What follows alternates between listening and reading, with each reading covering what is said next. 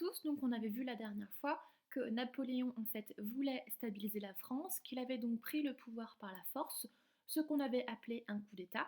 Il avait donc mis en place un nouveau régime qu'on appelait le consulat et lui avait pris le titre de premier consul. Donc tout ça, ça s'était passé au mois de novembre 1799.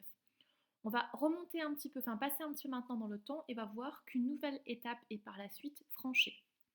Pour ça, on avait besoin du document dans le manuel qui est le suivant, le document 2, page 58. Alors, il fallait le présenter. Donc, je rappelle que la présentation d'un document se fait avec la méthode du DAN, date, auteur, nature, source, DANS. Alors, ce document date de 1808. Il a été peint par Jacques-Louis David et on avait déjà en fait parlé ensemble de ce peintre Jacques-Louis David parce qu'il avait peint en fait le tableau du serment du jeu de paume. Euh, En fait, c'est vraiment le peintre de la Révolution. Et après 1799, il se rallie à Napoléon et il devient en fait son premier peintre. On dit alors que David est un peintre engagé parce qu'il met son art au service de la Révolution et ensuite de l'Empire. C'est un tableau, donc c'est une huile sur toile qui est conservée au musée du Louvre à Paris. Alors, si on regarde ses dimensions, donc c'est une toile qui est immense parce qu'elle mesure 9,7 mètres par 6,2 mètres. Donc c'est vraiment un très grand tableau. Et le peintre met 3 années pour réaliser cette toile. Où et quand a lieu cette scène? Le 2 décembre 1804 dans la cathédrale Notre-Dame de Paris. La question suivante était donc de relever le nom de 3 personnes qui sont présentes dans cette scène. Alors vous pouvez utiliser en fait vos recherches sur internet. Alors vous pouvez dire Napoléon, sa femme Joséphine de Beauharnais, le pape Pie VII, il y avait la mère de Napoléon qui est peinte en fait dans ce tableau, alors qu'en réalité elle n'a pas assisté à la cérémonie pour protester de la brouille entre Napoléon et son frère Lucien, et il avait aussi les sœurs de Napoléon. Question C, il fallait décrire le plus précisément possible la scène représentée. Alors je reprends le tableau. Au centre de l'image, ici, donc, on voit Napoléon en train de couronner sa femme, Joséphine. Sa femme, elle, est agenouillée. On voit bien que tout le tableau est composé autour de Napoléon.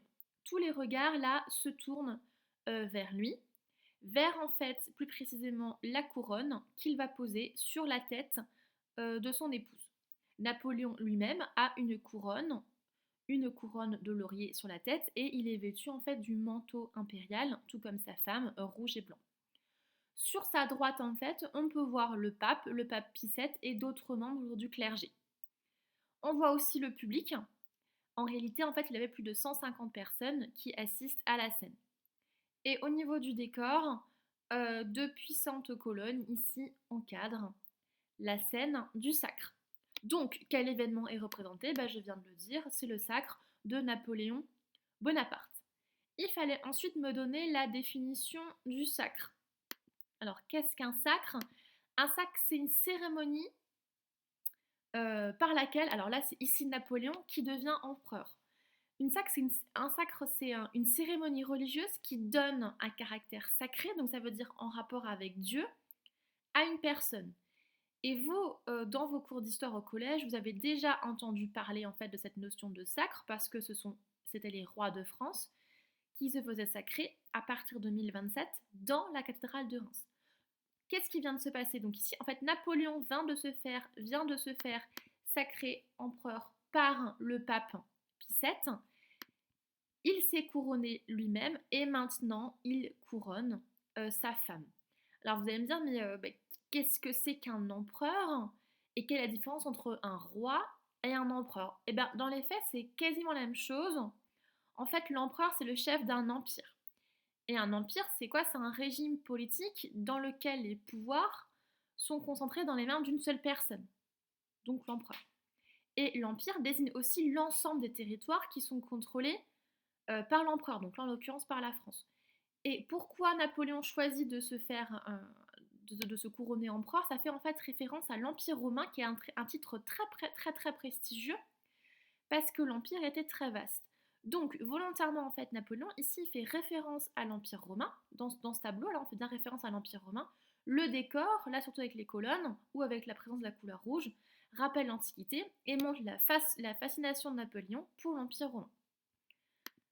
La question suivante était plutôt personnelle et plutôt subjective. Quelle impression ce tableau vous donne-t-il? Alors vous pouvez me dire que c'était un tableau qui était très majestueux, que ça montrait en fait une cérémonie très solennelle. Alors, l'intérêt de ce tableau, en fait, c'est...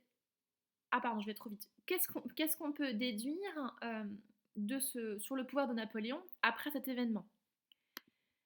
La France, donc, devient un empire. Napoléon Bonaparte se fait sacrer empereur et il prend le titre de Napoléon Ier. Bon, je vous rappelle que juste avant, il était premier consul après avoir fait un coup d'État. Si on regarde le tableau, en fait, on a l'impression qu'il rétablit certains aspects de la monarchie absolue avant 1789, notamment par l'histoire du manteau royal et par la notion de sacre. En fait, Napoléon gouverne en monarque absolu, bien qu'il ait le titre d'empereur et que son nouveau régime s'appelle l'Empire français. Donc l'Empire, c'est bien un régime absolu, un régime autoritaire. À votre avis, pourquoi Napoléon aurait-il décidé d'organiser un tel événement? En fait, pourquoi passer de premier consul à empereur? Tout simplement, en fait, parce qu'il veut rendre son pouvoir héréditaire, c'est-à-dire un pouvoir qui se transmettrait en fait à ses enfants et ensuite à ses petits-enfants. Il voulait en fait créer une nouvelle dynastie, donc c'est-à-dire une succession continue d'empereurs d'une même famille à la tête d'un territoire. Le titre de premier consul ne lui suffisait pas et estimant son pouvoir bien établi, à partir de 1804, donc il a voulu se faire sacrer empereur et donc je répète qu'il a pris le titre de Napoléon Ier. Et l'objectif de ce tableau, quel est-il? C'est de célébrer le pouvoir de Napoléon Bonaparte. En fait, le faste ici, on montre bien le faste, cette cérémonie, pour mettre en valeur la puissance de Napoléon, la puissance de l'empereur. Donc c'est pour convaincre en fait ces sujets, convaincre les Français de la supériorité de la politique de Napoléon. Et tout ce que je viens de dire est résumé dans ce paragraphe que vous devez noter dans votre cahier. Une fois que c'est noté, vous reprenez votre frise et vous notez. Alors je ne sais pas si on l'avait déjà fait, donc vous ajoutez novembre 99, coup d'état de Napoléon Bonaparte, et le 2 décembre 1804, Napoléon est sacré empereur. Donc je répète que Napoléon Bonaparte devient Napoléon Ier.